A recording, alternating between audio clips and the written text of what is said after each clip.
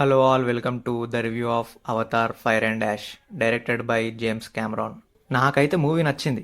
ఆ విజువల్స్, ఆ 3D feel మస్తు అనిపించింది. ఇంకా యాక్షన్ ఎపిసోడ్స్ గురించి అయితే అసలు చెప్పాల్సిన అవసరమే లేదు.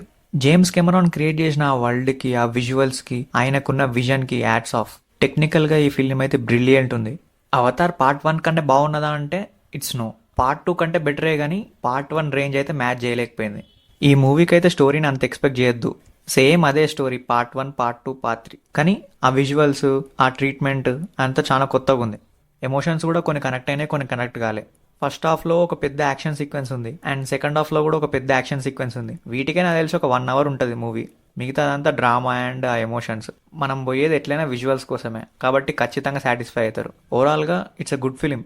ఒకటి ఏంటంటే ఇంత గ్రాండ్ విజువల్స్, 3D ఫీల్ అయితే మళ్ళీ వేరే ఫిలిం మ్యాచ్ చేయలేదు. So better watch in 3D and enjoy. మీకు ఎలా అనిపించిందో కామెంట్ చేయండి.